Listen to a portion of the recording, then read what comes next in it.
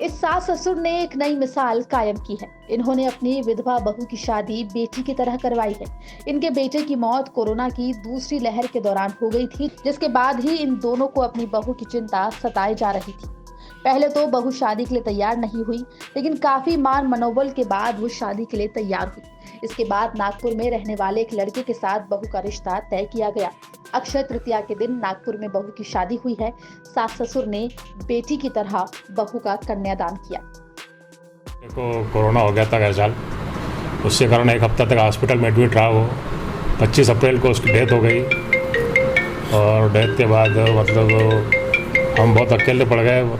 बहू को भी बहू के साथ मेरे उसके एक पोती भी थी मेरी, उनकी ज़िंदगी को देखते हुए हमने डिसीजन लिया कि मतलब उसको मतलब आगे मतलब एक कुछ समय के पश्चात साल बर्बाद करी उसको हम मतलब बेटी के रूप में मतलब बहू बना के विदा करेंगे मतलब।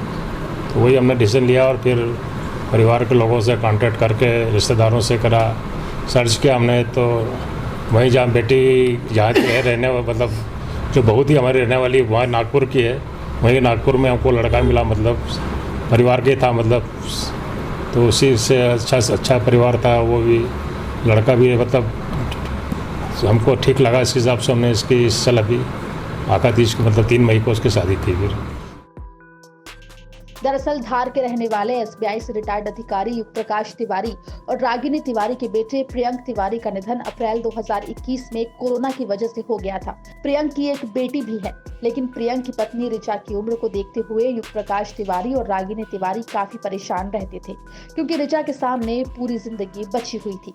फिलहाल युग प्रकाश तिवारी और रागिनी तिवारी ने अपनी बहू ऋचा को बेटी की तरह विदा किया। हालांकि दोनों अपनी बहू और पोती को मिस करते हैं, लेकिन साथ ही साथ इस बात की खुशी है कि ऋचा अब अपनी बाकी की जिंदगी खुशहाली में बिता सकेगी। हाँ, मैं तो यही सोचती हूँ कि ये अच्छा काम है और ये सभी को मैंने इसके लिए आगे आना चाहिए। ये है तो बहुत कठिन, लेकिन अपने समाज में थोड़ा होना चाहिए अच्छा। अच्छा आंटी, जब आपने शादी की आपकी बहू की तो उस समय आपके मन में क्या फीलिंग्स आई? मेरे मन में यही था कि लड़की बहुत अच्छी है, उसको हाँ अच्छी, उसकी इतनी लंबी ज़िंदगी है, कैसे अकेले हम लोगों का भी क्या ठिकाना, सबका क्या ठिकाना, क्योंकि अभी हाल में ही मेरे बेटे का ऐसा हो गया था अचानक ही। इसलिए मैंने एक मन भारी भी था, एक ये भी खुशी थी कि उसका जीवन आगे से अच्छा है। युग प्रकाश तिवारी के बेटे ने नागपुर में एक बंगला भी खरीदा था। इसे भी उन्होंने बहू और उसके पति को गिफ्ट कर दिया। इसके साथ ही दोनों परिवारों में सहमति बनी है कि वो रिश्तेदार की तरह एक दूसरे से जुड़े रहेंगे।